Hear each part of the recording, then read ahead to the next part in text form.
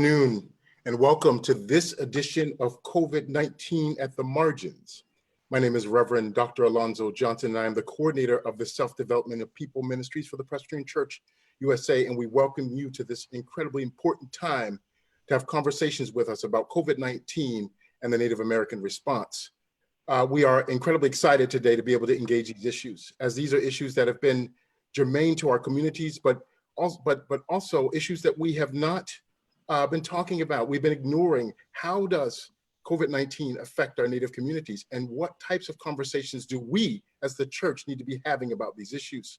And so before you get to meet our panelists, I just want to again welcome you and introduce you to some of the SDOP staff that makes this happen. We have Clara Nunez, also Margaret Mwale, we have Nina Lewis, and I think the unseen person in the background doing all the background things is Teresa Bedart. And so we are excited to have you with us this afternoon as we engage these issues. I want to turn this over to Margaret Mwale right now, as she will introduce our panelists and the organizations that they are representing. Hi, everyone. Thank you, Alonzo. So we're really fortunate to have a great panel with us. We have Rev Irvin Porter, who is the Associate for Native American Intercultural Congregational Support for the National Offices of the Presbyterian Church USA. And then we also have Marcus Briggs-Cloud, who's the co-director of Ekvn Yefolecv. That is the Maskoke Ecovillage in Alabama. And actually, that is also one of our funded community partners. If you just want to raise your hand so people know who we are referencing. And then we also have Crystal Curley, who's the executive director for the New Mexico, for the Indigenous Lifeways in Gallup, New Mexico. And then we also have Fern Cloud, who is with us from the Presbytery of Santa Fe. No. Stop. That's Dakota Presbytery. Presbytery, excuse me. I'm not from Santa Fe. Thank you, Fern. We are not able to be joined today with June Lorenzo, who is with Santa Fe Presbytery in Albuquerque, New Mexico. She's the clerk of session there, but is unable to join us this afternoon. But we do want to welcome those of you that have joined us. We are grateful for your presence and for all that you are going to share with us, and look forward to the conversation. All right, okay. We may be joined as we continue our conversation with Anna Marie Rondon, who is the Executive Director for New Mexico Equity and Social Justice Institute in Santa Fe, New Mexico. She may be joining us by phone, and so we will welcome her along with the others as well. We will jump right into the conversation. We have 90 minutes for our conversation, which sounds like a lot. But we anticipate that we may have several questions from all of you, and we look forward to our panel answering those as well. But for right now, we are going to start off with those of you that are actually working directly with Native American communities, and we would like to start off in particular with Crystal Curley, and also with Marcus Briggs. But maybe Crystal, if you could kick this part off. One, what are you seeing and experiencing in the community around COVID-19? Again, what are you seeing and experiencing in the community around COVID-19? If you could share any insights with us around that, please. Hi, good morning. Well, it's morning here in New Mexico still. I'm here at one of our churches at the United First Methodist Church here in Gallup, New Mexico. And we're pretty much at ground zero for our McKinley County, right on the on one part, we have our Gallup Indian Medical Center, which is one of our hospitals, and we have another hospital just right near us. So we're just right in the center of everything. But it's, it's something, it's really life-changing for a lot of us. And, it's something really hard to wrap your mind around about this pandemic. And for a lot of us here in Gallup, it's something, that a lot of us, we don't really know there's not a lot of information out, because we don't have electricity or running water. I come from a county that's 75% Native American, and even our border town of Gallup, which borders two reservations, the Zuni Reservation and also the Navajo Nation. So where I'm at right now of Gallup, New Mexico, we're a border town. So a lot of us are Native American, but a lot of our business owners are non-Native. And so I think that has been our biggest struggle, not here in Gallup, but also another community in Farmington, which is also a border town. We have, and I think just on all levels, we've been experiencing this institutionalized racism before coronavirus and before COVID, because we do have that lack of access to healthcare, to jobs, to schools, to water, clean water. And, there's so many resources that we just don't have. It's just overwhelming. And right now we're seeing all the gaps that need to be filled. And it's just really overwhelming for us.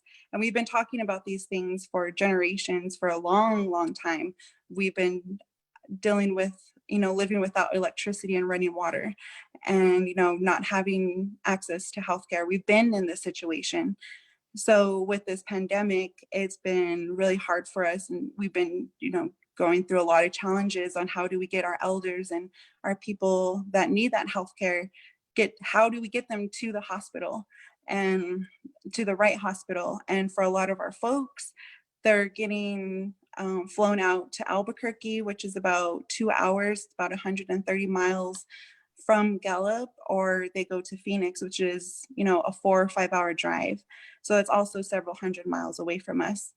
And, this, and any type of major emergency before coronavirus, all of our relatives have to be flown out to another facility, another hospital that is able to help them and help them in their recovery.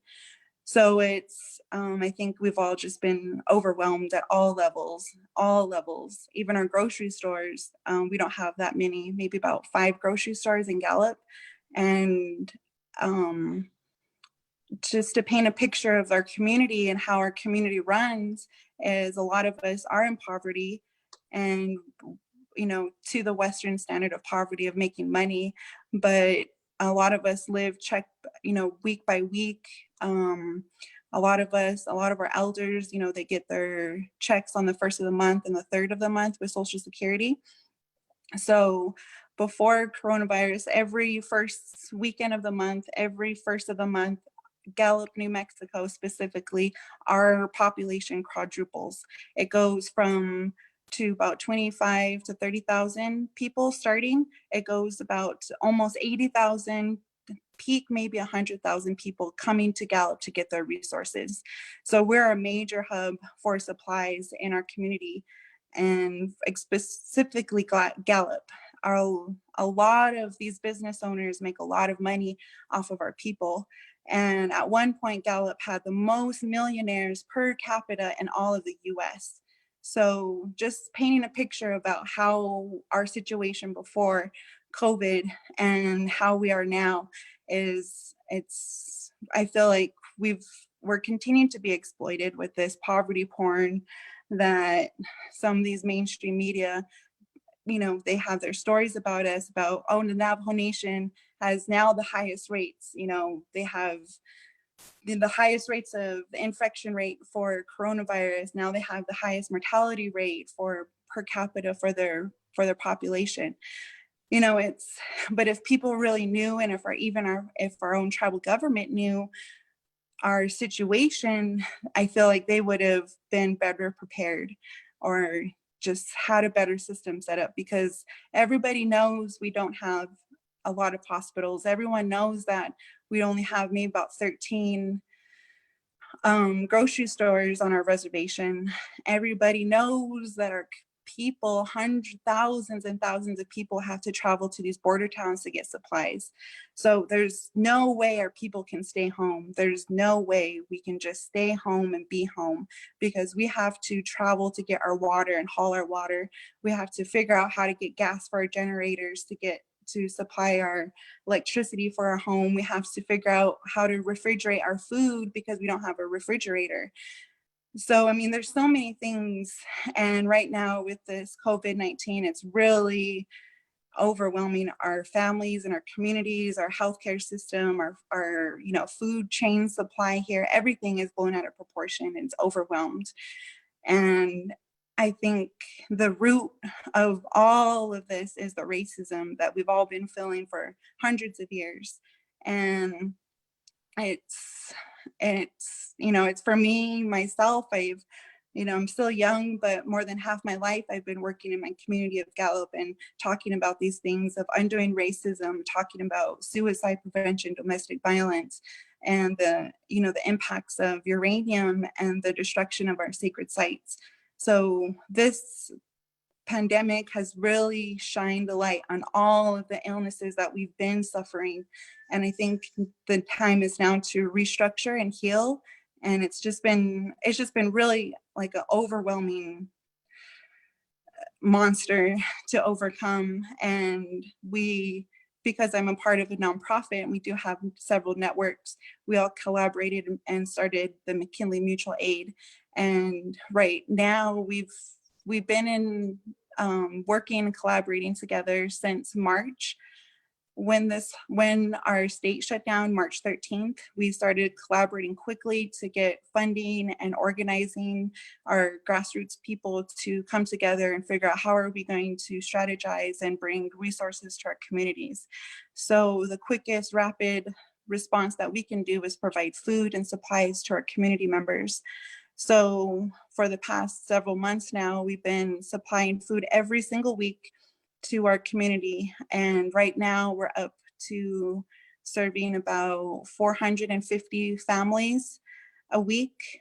And we're thankful for, the space that we have in their church. And we're thankful for all of our partnerships. And I think that's one of the greatest things that this also pandemic has shined a light on, is how strong we are in our relationships with one another and how we can help heal. So I think we've really been we've been trying to be a resource in our community and fill those gaps in where our federal government and our tribal government and city government can't help. So we try and get those food and water and supplies out to those communities. And it's been challenging, but thankfully to our donors and our partners, we've been able to be successful and be able to provide meals to, hundreds of families. We're close to about 2,000 families we've fed so far since we've started. So I can go on about the racism I've also felt trying to buy food at our own stores. And my partner, my co-collaborator, she's a white woman, and she had to buy our food for our people because they would deny food for me. And it's hard to try and feed your own people and they won't back you up. And I joke around, but it's true. So I feel like sometimes you have to have a white person to get through this pandemic. So the racism that our people are feeling is hard and it's real. And it's holding our people back from actually surviving every single day. And, that's just our community in Gallup. All people are suffering. And I feel like this is a perfect moment for us to collaborate on a spiritual level, to be intertribal, interracial, and interfaith. And that's what McKinley Mutual Aid has become.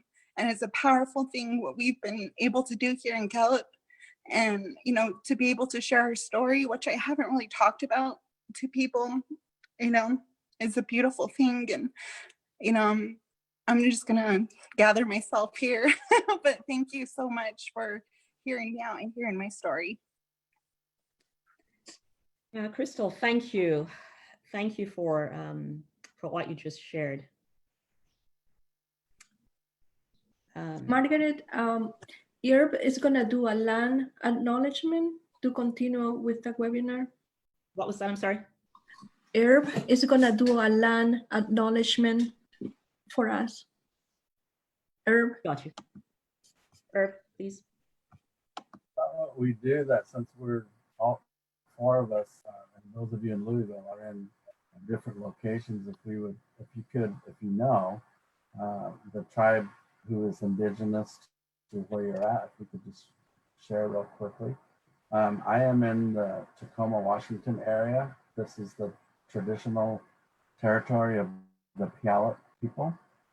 They have been here for thousands of years. They're Coast tribe, and they're reviving their language at this time. Marcus?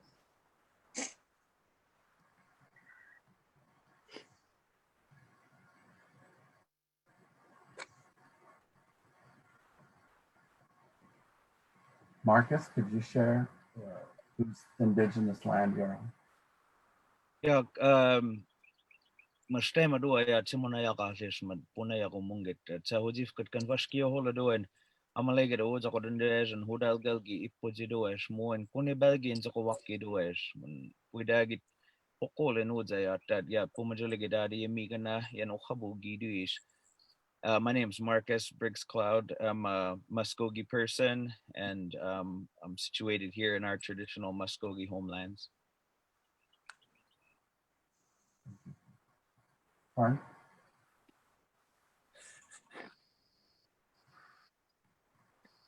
Thank you.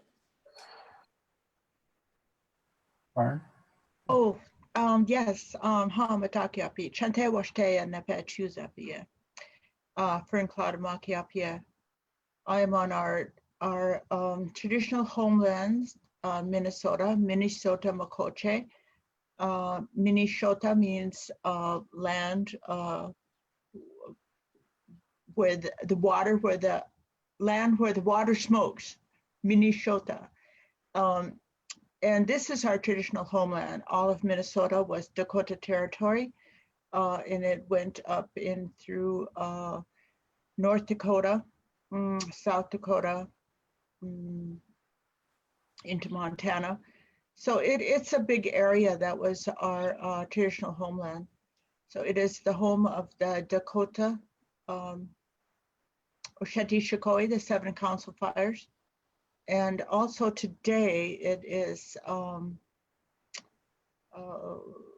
homeland to other tribes. So welcome.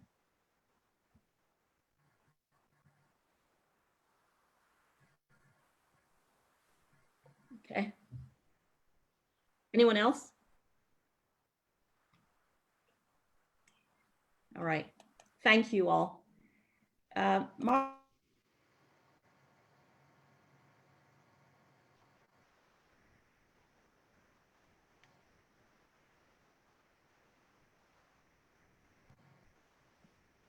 Margaret, you're muted. Thank you all for sharing. Marcus, the same question to you. Could you share with us what you're seeing and experiencing in the community around COVID-19? Sure. Yeah. We're kind of a unique situation. Muskogee homelands that I referenced earlier is what's commonly colonially known as Alabama, Georgia today. Our people were forcibly removed from our homelands here in 1836. Most of our folks were sent westward to what's now commonly colonially known as Oklahoma. And some of our folks were sent southward to Florida and some to the Alabama-Florida border, which is where extant Muskogee communities are today. we're an intentional community. We're called Ekvn Yefolecv, which embodies a double entendre in our language. One, that we're returning to the earth, and the other that we're returning to our homelands. So I just had this vision some 16 years ago that to start an Ecovillage community where we'd return to our traditional homelands and begin to revitalize traditional village life. And the impetus behind that is language revitalization. We only have 28 speakers left of our language east of the Mississippi, and most are over the age of 65. So recognizing this 20 years ago, that we had a rapid decline of language speakers and nobody replenishing the pool of speakers, I eventually made the correlation that language immersion methodology was going to be the only pathway to keep our language alive. And so from that realization, though, that the biggest threat to the survival of Indigenous languages is obsolescence.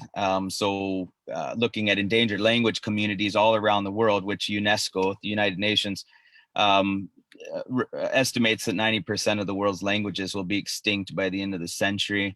That I started visiting communities around the world, endangered language communities, and realized that obsolescence is usually addressed in one of two ways. The first is that folks let the language die, and the second is that communities will assemble committees, and they try to come up with words that approximate English translations, and they'll come up with a word for something, and then they add that to a new dictionary. And so I felt like this was a pretty noble endeavor initially, and then became more critical of it and realized that once you dump 3,000 words into your lexicon that are inherently premised on post-industrialization capitalist ideology, that you deviate so significantly from the traditional ethos that our ancestors left to us in the first place, that it begs this question, well, why not just speak English? And so from that realization, we sought out to revive the community or the life way that our language once functioned best in, and that's one that's unsurprisingly premised on intimate relations with the natural world. So we have these prophecies among our people that things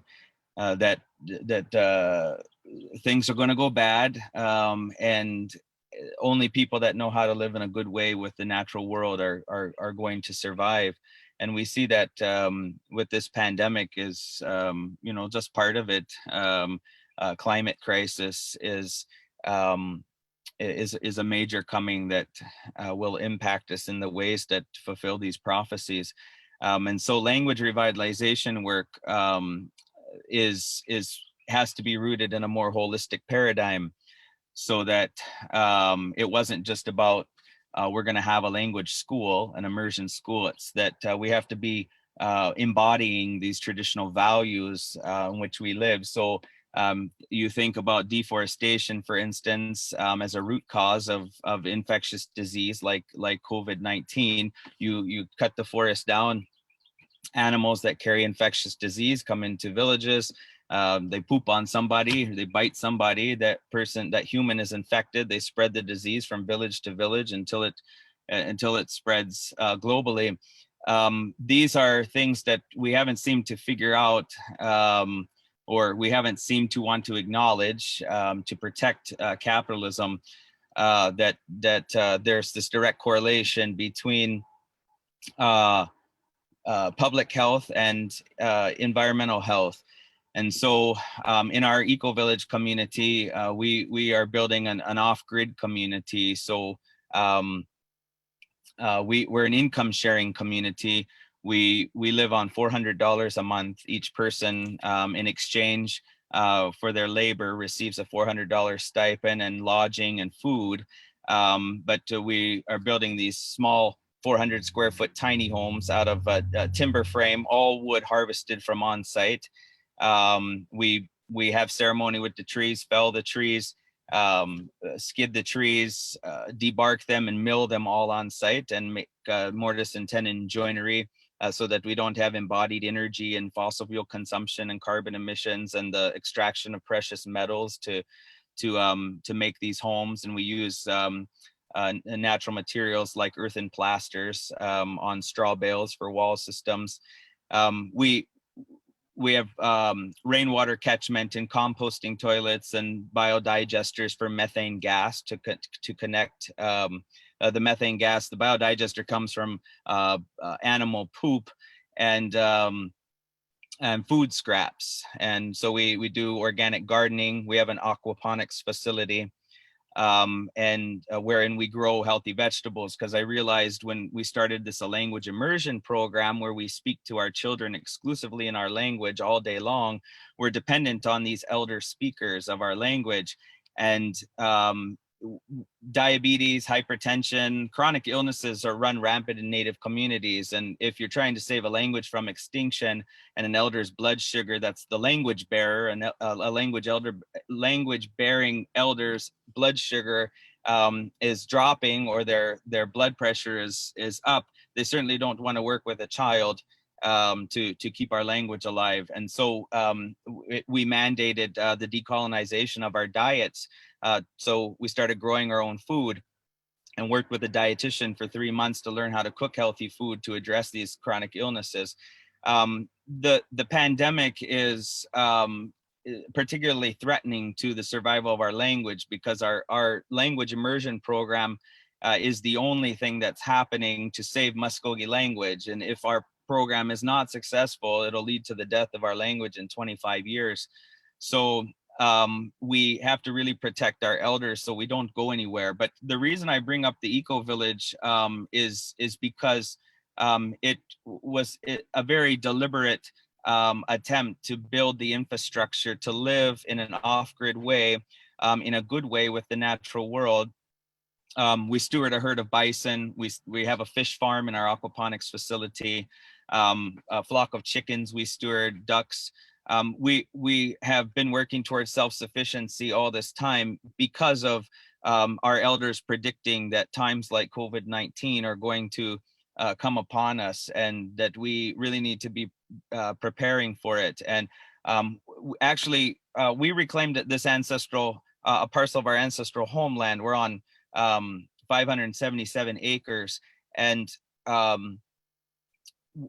we were able to pay off the debt of the land right when the virus started to proliferate. And so immediately our people started to feel the sense of security, because we can go into the forest and we can harvest food. We forage for food and for medicine. And so we stay on top of our traditional medicines. And we take it very seriously.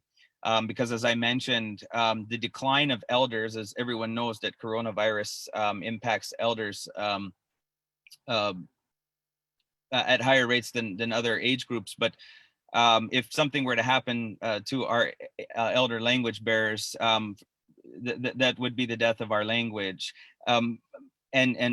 We've had people outside of our Ecovillage that are our relatives. 2 days ago, my in-laws buried my partner's aunt who passed of the coronavirus, and nobody could attend the funeral, of course. And my brother's actually struggling with COVID-19 right now. And you know, it's something I think that people assume is not going to impact them. But we also, we have to be very, very serious about this, because this could impact us in ways that would lead to the death of our identity that's very ancient, but hanging on by a thread at this point. So, nakmagid saya jibat madigostos. Marcus, thank you. Thank you so much for what you just shared.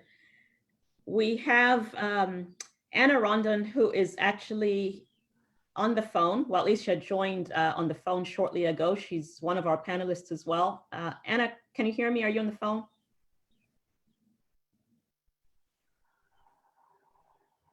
Anna? Okay.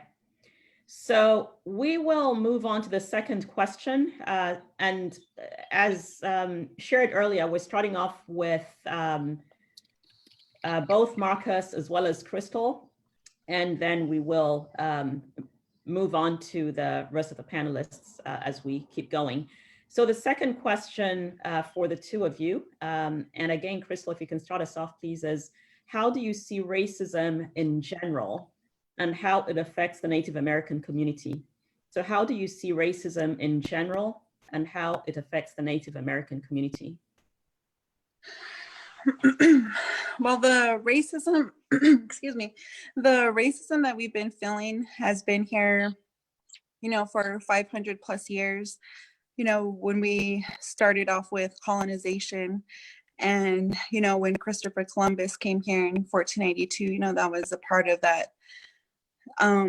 He brought that racism mentality, and you really, I mean, you know, the root of racism is awful, you know, how it came and how it was discovered, and, you know, this mindset on how we determine people by the color of their skin.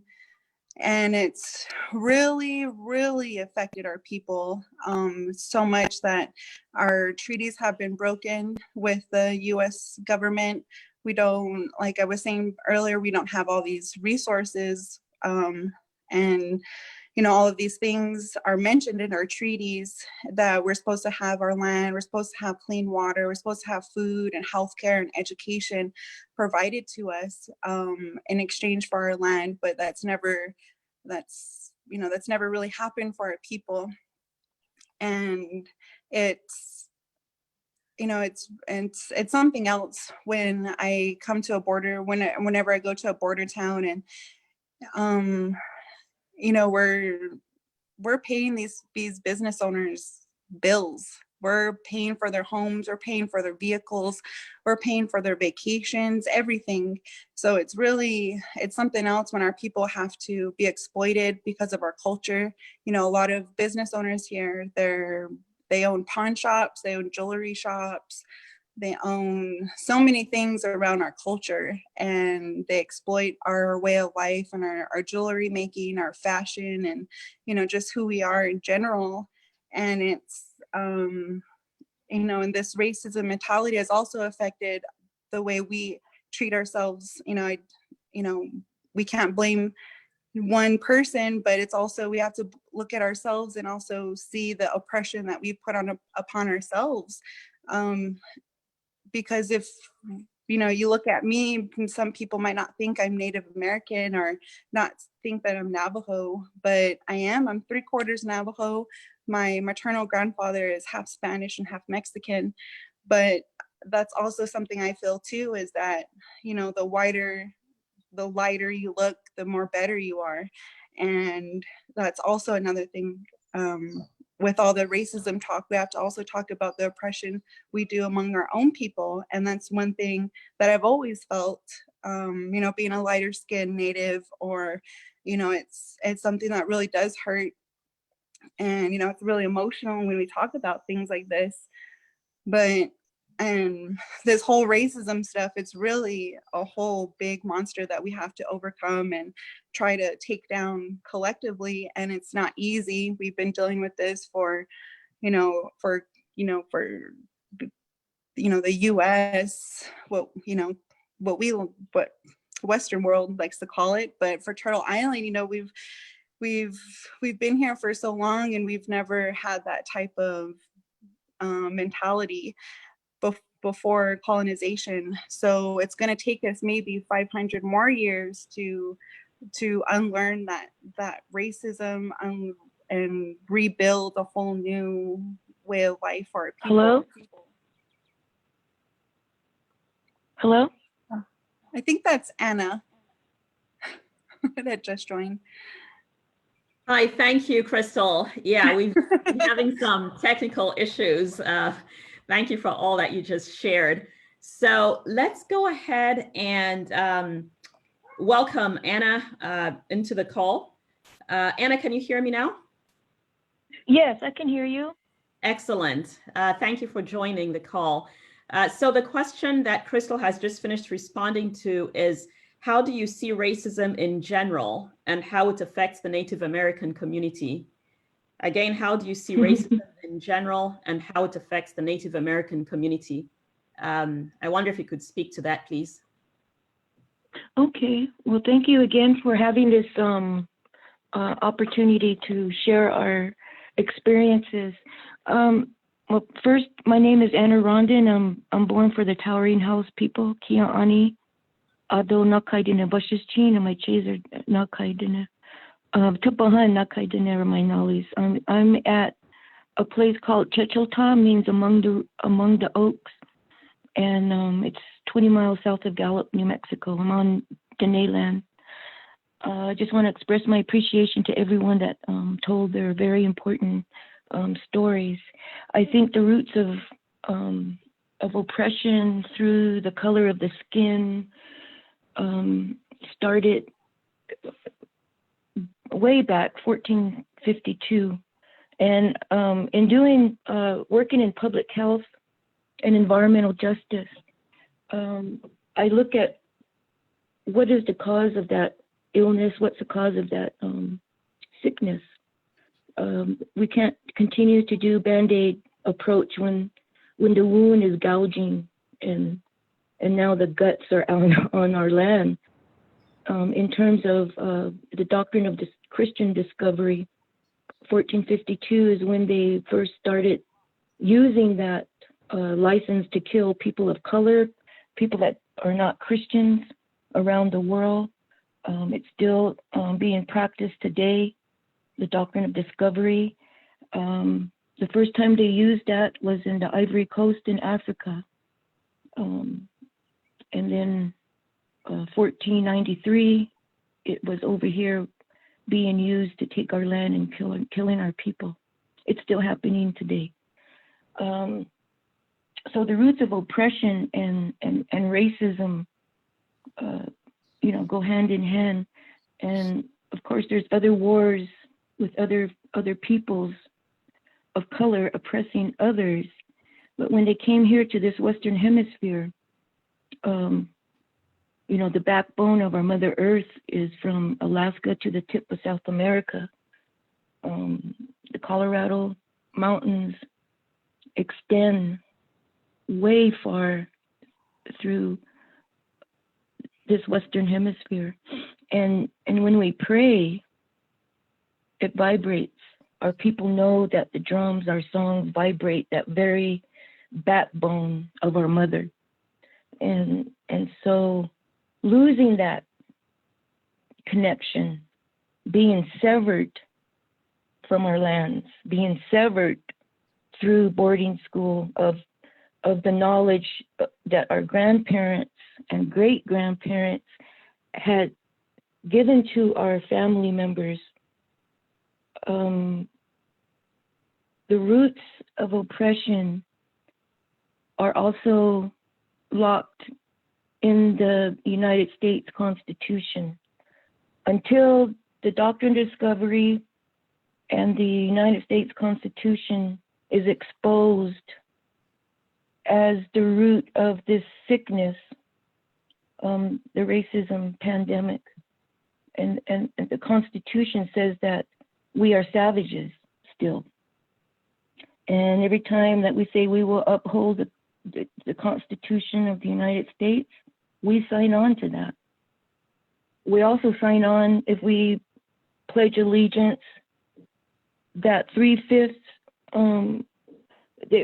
the African American people were determined they're only 3/5 human. And the other myth too is that slavery is abolished. It's not. It's alive and well. All these roots of oppression, doctrine of discovery, all these genocidal tendencies against our people and people of color are alive and well. And like folks mentioned before, this disease, this epidemic, which happened 100 years ago, there are lessons that we still haven't learned as humankind. So the rest of the world has to suffer because of the few people that lost their connection with the true original instructions from our Creator, from our holy people. And so in dealing with this, the unity of red, yellow, black, and white is coming more evident throughout the protests around the world and in this country. So I think what was mentioned before in our prophecies, you know, we've always been in this cleansing, and it's not a 1 year thing, it's not a 2 year thing, it's more of a 25,000 year cycle.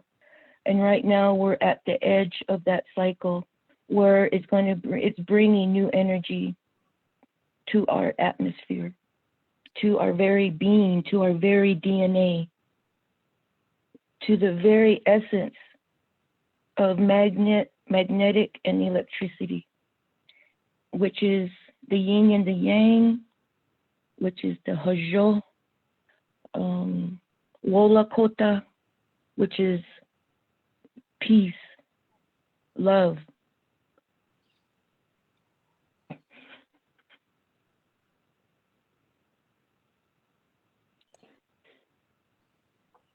Thank you so much, Anna Marie. Thank you. Thank you for what you've just shared. For those of you that may have joined us a little late, Anna Marie Rondon is the Executive Director for New Mexico Equity and Social Justice Institute in Santa Fe, New Mexico. Let's move on to Marcus Cloud. And Marcus, the same question for you. How do you see racism in general and how it affects the Native American community? How do you see racism in general and how it affects the Native American community? If you could speak to that, please. Sure. I wanted to make a clarification. I saw a question in the box here about our $400 monthly stipend being criminal. We choose to live on $400 a month. I just wanted to clarify that. That's a deliberate attempt to constrain our ability to participate in capitalism. So $400 a month doesn't send you, to do what do they call it, retail therapy or something like that. Yeah, we don't do that kind of stuff. And like I mentioned, we live off grid, so we've designed homes that are passive, so that we in our tiny homestead we're not. They have earthen floors.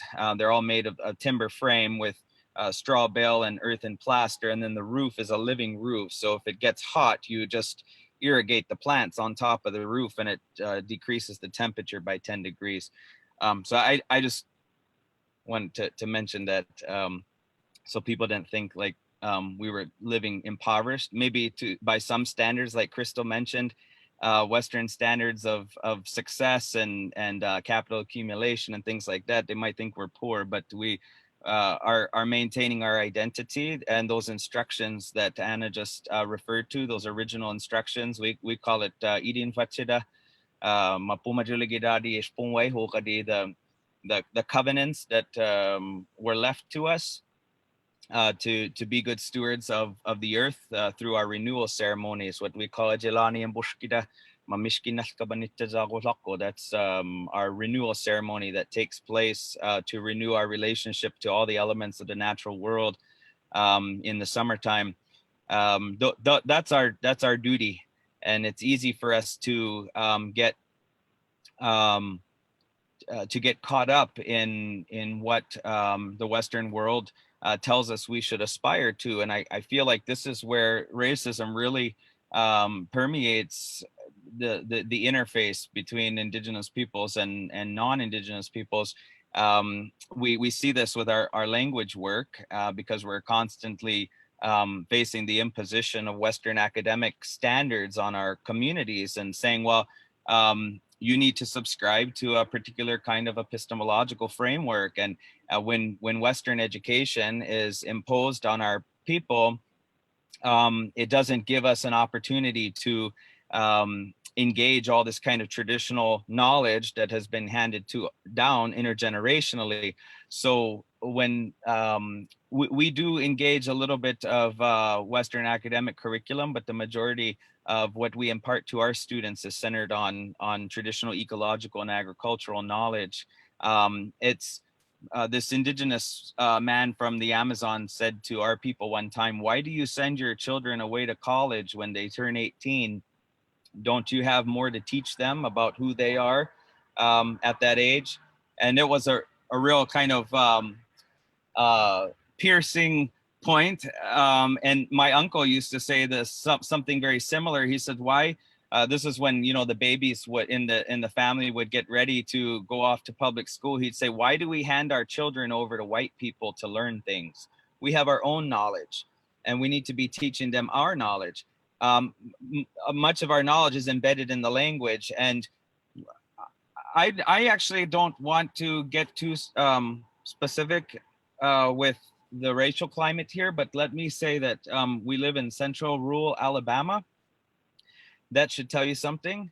And, you know, because we live here, I'm not trying to exacerbate the situation, because we're not in an office space or something like that. And you know, let me just stop there. And so with language, people get really uncomfortable when we speak our language in public. When we encourage our people to wear traditional clothes as an outward expression of our inner identity. One thing, as I was mentioning earlier, is that we don't have respect for different kinds of knowledge. We always tend to value things that derive from the scientific method as superior epistemological frameworks to those that have been formed in storytelling, for instance. I mean, Christians hold to biblical stories in various forms. Some people take them literally, some figuratively, and use them for all kinds of justifications. And however those stories best fit the situation at the time. For instance, evangelical Christians, who, you know, on a social justice level, I don't necessarily always agree with, but I respect their stances on a particular subject as long as they respect our stances. I'm not going to convince them that the earth has a particular age. Our people emerged from a hole in the ground. That's our origin story. If they want to believe that they descend from Adam and Eve, I you know, support that, because that's their belief. It's tied to their cosmology. But don't belittle our people for having emerged from a hole in the ground, because we know that's where we came from, because our elders told us, and their elders taught them that, and their elders taught them that, and that's the way that it is. That's the way that it happened. That's where Muskogee people come from, and there's no negotiation about it. So I think we find racism there. I saw a statement. I saw, what do you call this, a meme once, where somebody said white privilege is the fact that your history and language are part of the core curriculum, and mine is just an elective. And that was a wake-up call for me, because this is true. When we talk about our traditional religion and it gets laughed at, particularly where we live here, people don't understand what indigenous spirituality, or more specifically Muskogee, you know, philosophical frameworks are all about. It's easy to dismiss it and view us as intellectually inferior. We don't have the sophistication of Western society. That's all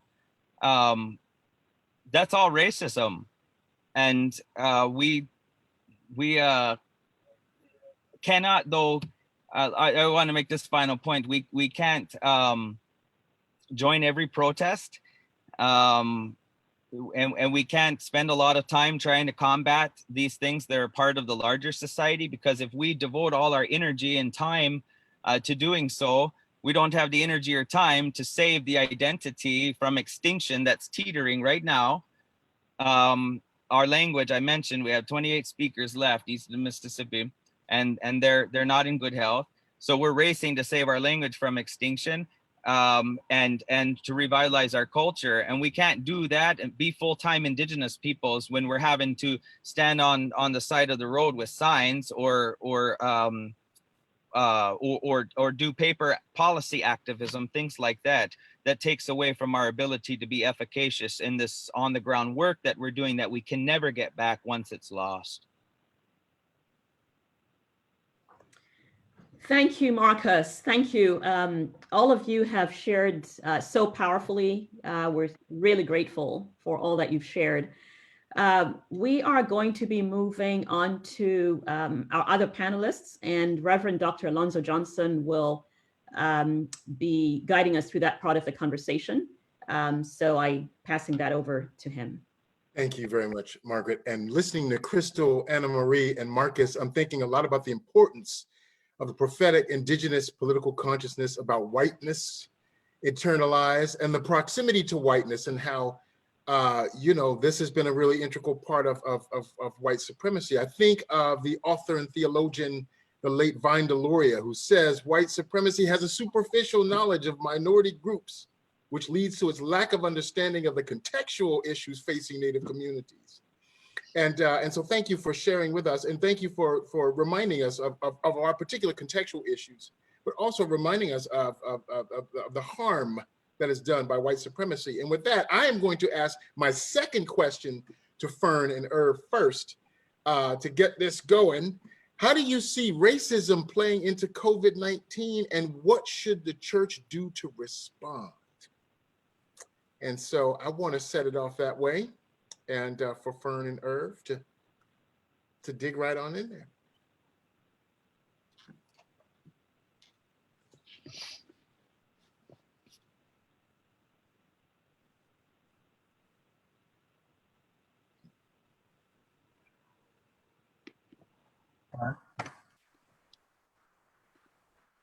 Do you want me to ask it again? How do you see racism playing into COVID-19, and what should the church do to respond?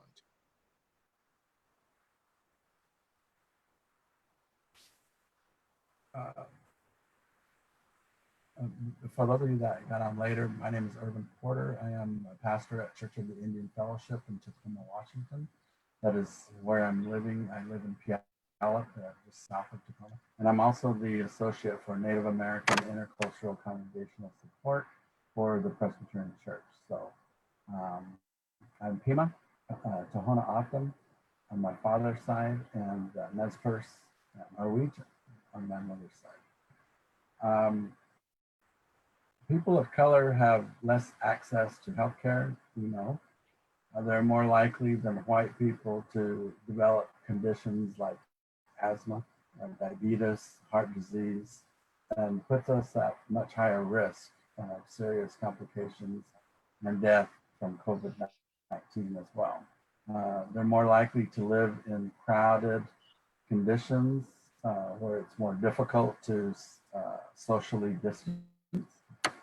And the list of contributing factors goes on and on and on. Coronavirus is still infecting the US, and people are still dying from COVID-19, and they're going to continue to die for a while.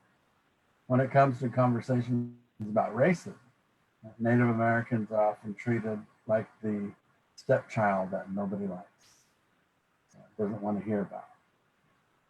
We're not newcomers to racist American attitudes.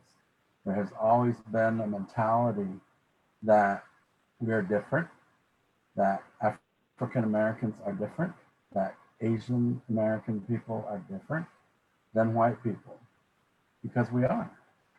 That's just the fact. But the idea that we can become equal was never really attributed to people of color in America. That phrase in the Constitution, that all men are created equal and that they're endowed by their creator with certain unalienable rights, that among these are life, liberty, and the pursuit of happiness, was for white Americans. Later in that same document, Native people are called savages. Native Americans deal with racism on a daily basis. It's just part of life. So this touches home for us. Native Americans are often dehumanized, portrayed as savages, drunks, lazy panhandlers. And it seems like this country wants to forget because America is ashamed or embarrassed about its treatment of its indigenous inhabitants. But much like South Africa and Australia did, and truth be told, are still doing. Including Native voices in the anti-racist movement happens in a different way, different trajectory, different route and pace.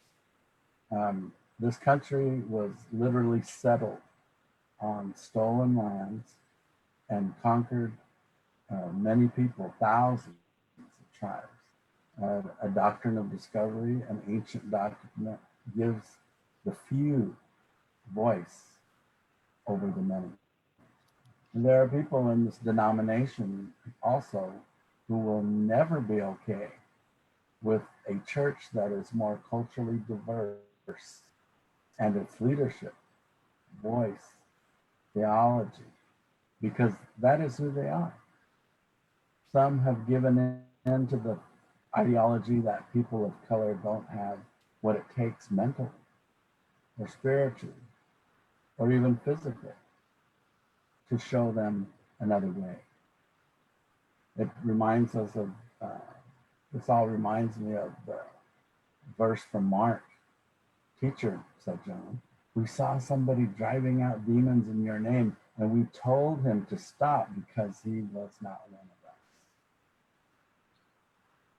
The racism that surrounds this COVID-19 issue should not be there in the first place.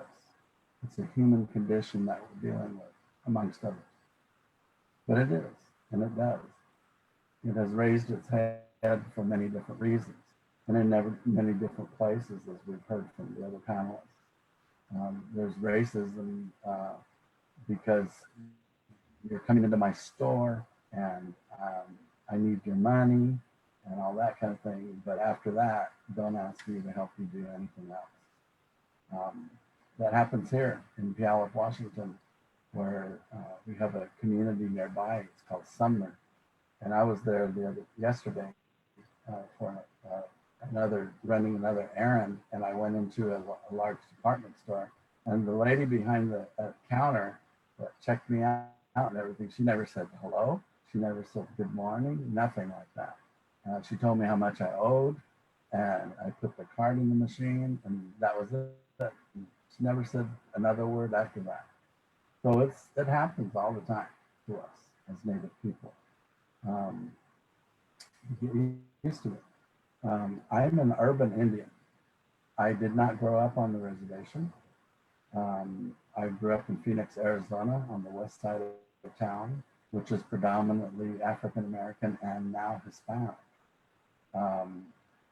And so I didn't know a lot of the Native knowledge that we've been hearing this morning.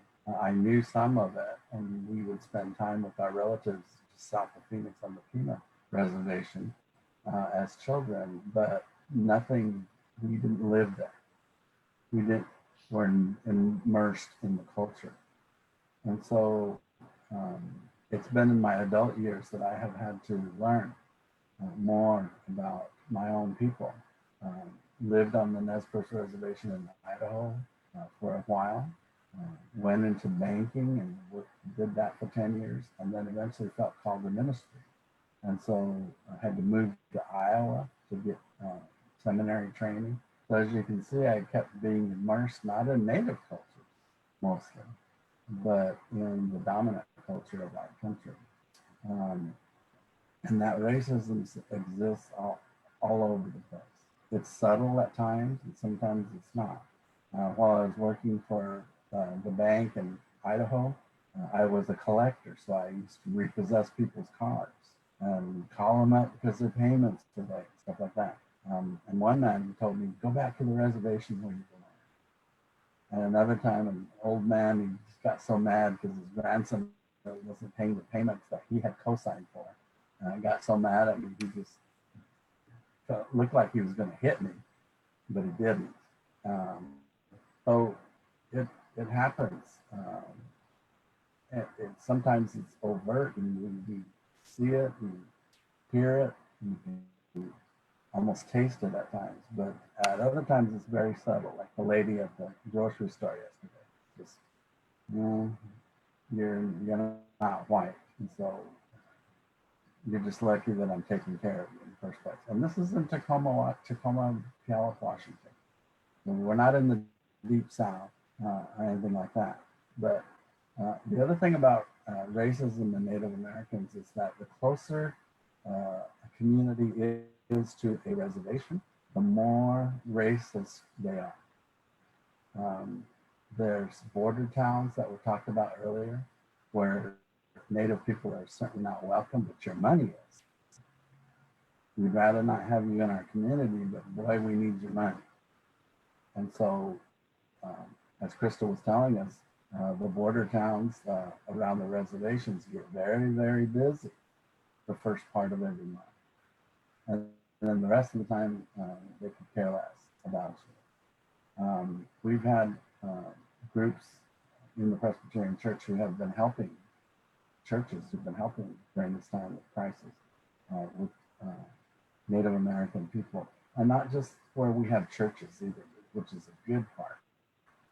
To see that there are non-Native congregations, there's non-Native Christian people who are wanting to help. And our church is responding. The denomination is responding to that through our disaster assistance. But that isn't the case all over the place. We've got some churches who are a little bit more insulated against helping other people. And they basically figure it's our fault as Native people because of what we're going through. That it's not clean, and you all live in one house, and on and on, the list goes on. So why help? Why should I help you? Sometimes the attitude as well. And you get it from not only the local people and entrepreneurs, but you also get it from the political leaders, regardless of which party they belong to. I've got to work and fulfill these people who are my constituents first, and all Native Americans or whatever. And the only time they give voice to or even come around Native people is during election time, when they want that Native vote.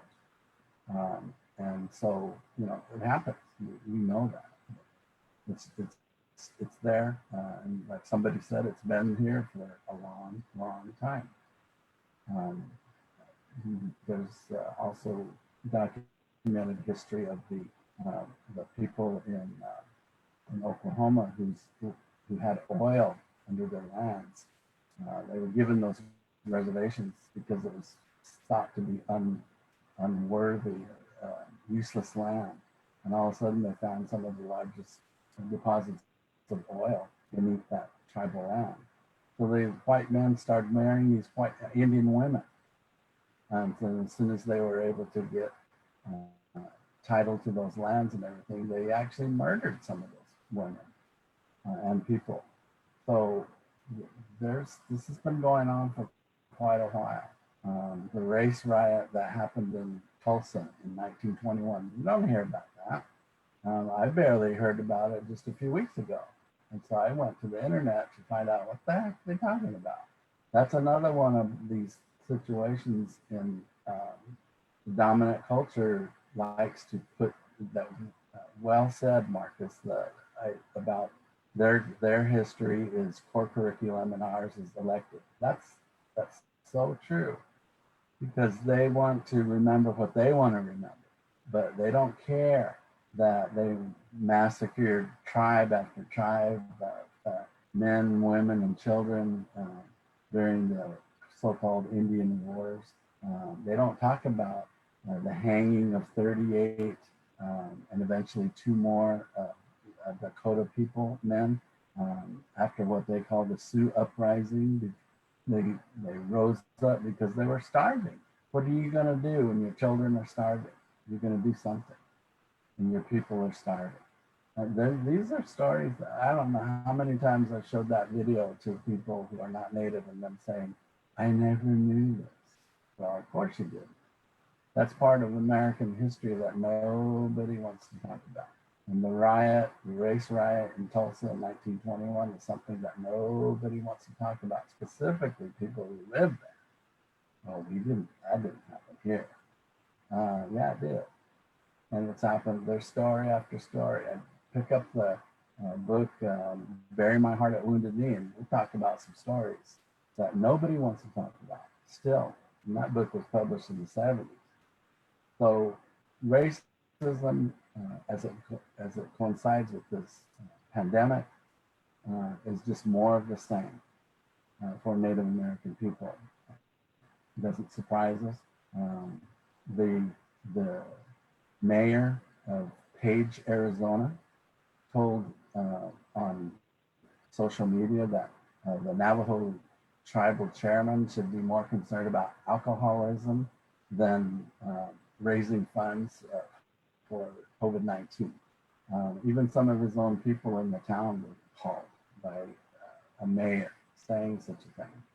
And well, he came back and tried to explain it and all that kind of stuff, but that shows people's true colors. And maybe he wished he wouldn't have hit sand, but he did. And now it's out there for the world to see. This is what happens. We're used to it. We get it all the time. I never grew up on the reservation, like I said, but that don't matter to people in the dominant culture or other cultures who just don't like Native people at all. We've got too many casinos. Why do we need money if we got all these casinos and billions of dollars and all that? But they don't understand that not every tribe has a casino. Not every tribe does well managing their casinos, and on and on. So there's a lot that the dominant culture has no understanding about whatsoever. And because our culture is an elective versus core curriculum, it's always going to be that. I'd like to just say that I was in a store last week and somebody said, I heard that the coronavirus is really hitting the reservations pretty hard.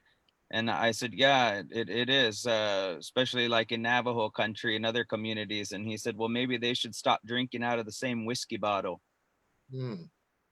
Wow. Wow. Fern and we've had this conversation. The Navajo Nation now has more COVID-19 deaths than 7 states combined. Fern, especially in light of and what Irv and has discussed, and now has, as Marcus mentioned, Fern, how do you see racism playing into COVID-19? Oh, well, I really enjoyed, first of all, I want to say I really enjoyed hearing Crystal and Marcus and Irv. And we all share the same, issues concerning race and religion and economics. We're all treated the same, it seems, even though we're all located in different places. In this area up here, we had a struggle, I think, during the pandemic, especially in South Dakota, on the reservations that were they knew, pretty certain, with all certainty, that the governor of South Dakota wasn't interested in helping the Native communities protect themselves, or in the struggle to stay healthy. So several of the tribes put roadblocks up of the highways that are passing through the reservation. And it's just a check, roadblock check. And the governor of South Dakota took it all the way up to Trump, the president, and wrote a letter. And it was so it was such a racist act on her part. You know, we know through centuries that we need to take care of ourselves. And, you know, we were doing, the tribal chairman were doing the best. So the tribal chairman, I thought, was just an awesome statement of the Cheyenne River Sioux tribe in South Dakota. He says, "We will not apologize for being an island of safety in the sea of uncertainty and death." I mean, really, I thought that was pretty, you know, eloquent statement. You know, which goes back, you know, to who we are and how we're stereotyped. I am the great-great-granddaughter of the Dakota chief, Little Crow, and he was the chief during the time of the, they called the Dakota Wars, which was in 1862. And that was soon after, the Minnesota governor and the people were so angry that Lincoln was president at that time. And so they had rounded up 300 Dakota men, and Lincoln exonerated all but 38 and had the largest mass hanging in American history, right here in Minnesota. And then later on, they found two more, the two that weren't included, and hung them later at Fort Snelling. But you know, this is our history, and it's just deep in racism. As being a daughter, granddaughter of leadership, I always took that seriously, and I always stand up. I was raised on a reservation. I went through racism. I think racism, the reality of racism hit me when I went to public school, and I love Marx's what he's doing with his tribe. I've always felt the same way, because this is, you know, I am a person of public school, and I know what it's like. And my family and my mother was very traditional, and so I came into contact. I never knew what racism was until I went to public school, and I began to see, wow, what is going on here? I mean, and I internalized all this for many years until I was, old enough to really start educating myself on who I am as a Native girl at that time. So, ever since then, I was always an activist for our causes. When I was in college, we were just, having big gatherings and, against the governor and so forth. I was pretty angry and full of hatred and which is because of history.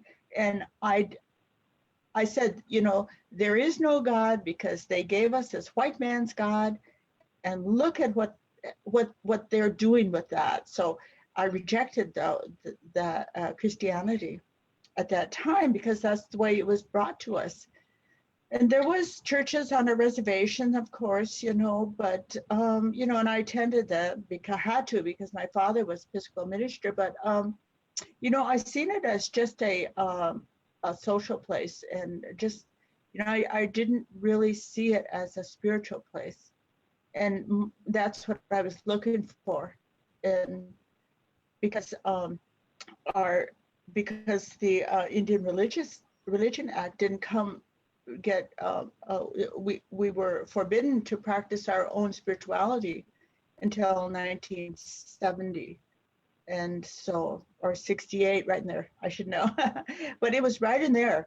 And so, we had to follow the white man's God at that time. So, you know, I had a spiritual experience in 1968, and it was like a one-on-one. And when I guess you would say I was born again at that time in 1978. And it changed my whole life, but it didn't change who I was. It changed my view, my expression from hatred to love. I begin to see and have a real concern for non-native people and their spirituality and where they were headed on in their journey as a people who believed in God, because it's a journey full of hatred and anger and self-importance, and you know it goes totally against what the Bible says.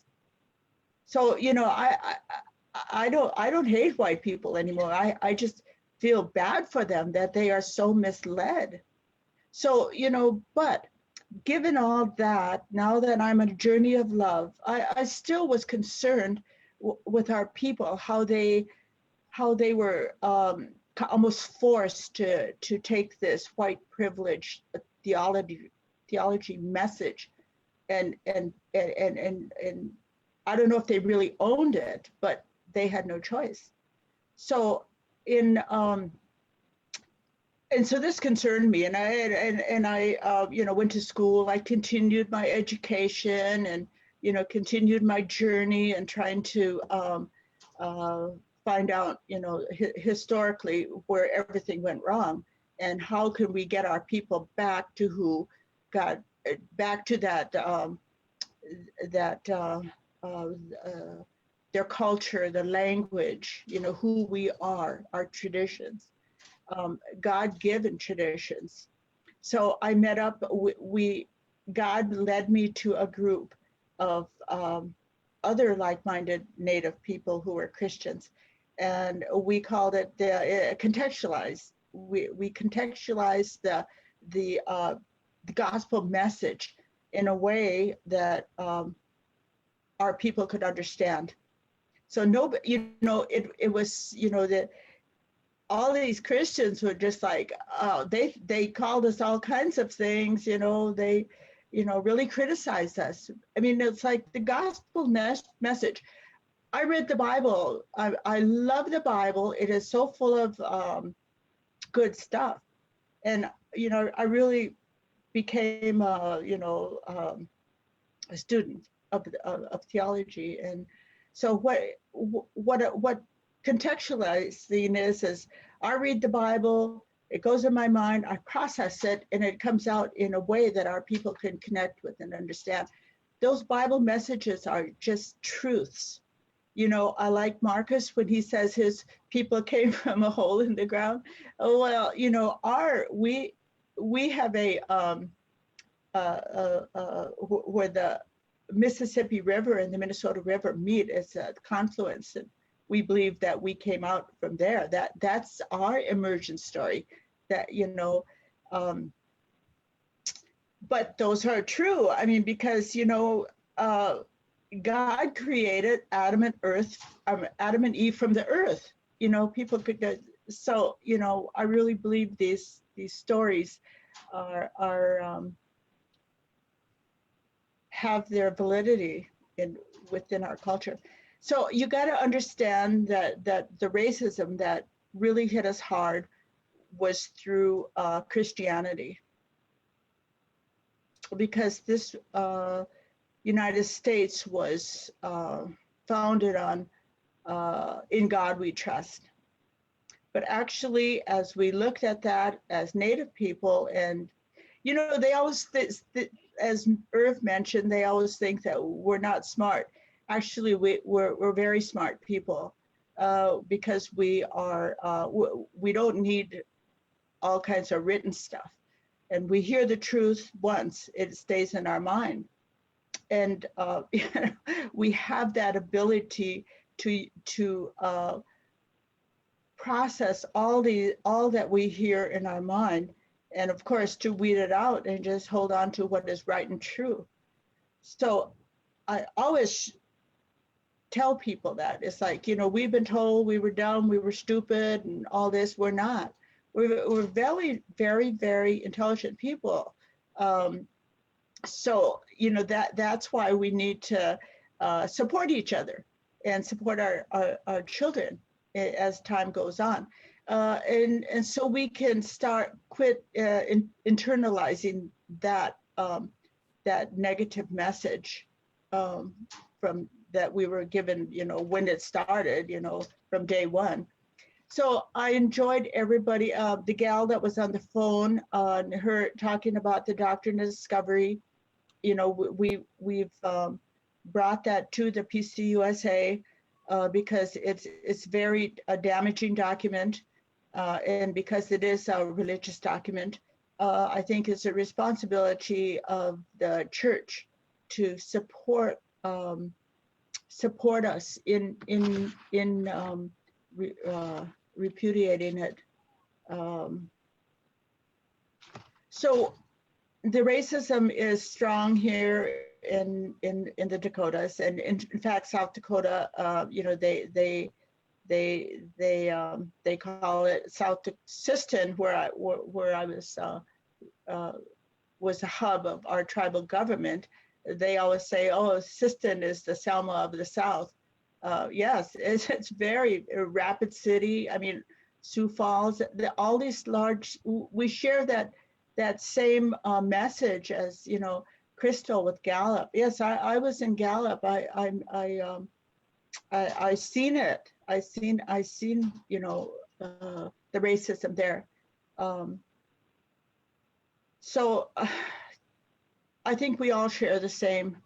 You know, I was very hurt and just confused when, and we're always praying for our Dene relatives. But another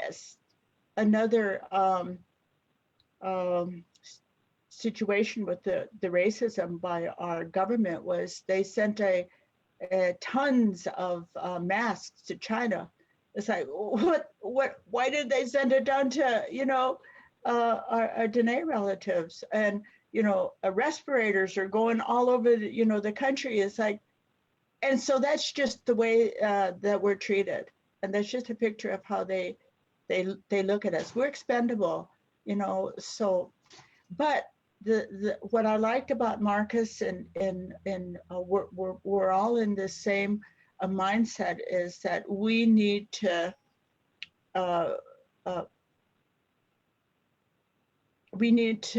encourage our own people. We need to go back to who we are. And this is what the COVID has done for us. Our tribe, you know, we still didn't get the relief money that they had put aside, granted all the tribal people. I think there was like 8 million set aside or something, and or 8 billion set aside for tribes, but it's to this day it has never reached the tribes. It's the pandemic relief funds for tribes. So, you know, that it's like, oh my gosh. So what our tribe has done, you know, we do have sustainable culture. We have a buffalo farm. We've been using the buffalo to, you know, to give out to our people. So I think this is a time that we are banding together again as a tribe, and, you know, this divide and conquer mentality has to go, and everybody knows that the strategies that to keep us down, and it is over. Those days are over. It's time that people of color are coming together in solidarity, standing together for injustice, and moving forward in that. So that is our, you know, our prayer today is like, you know, people of color, you know, we need to share the injustices, because, you know, it's the same thing happening over and over again. But I see a change, like in the 70s when the civil rights movement started. You know, the American Indian movement, it started at the same time. You know, women's lib.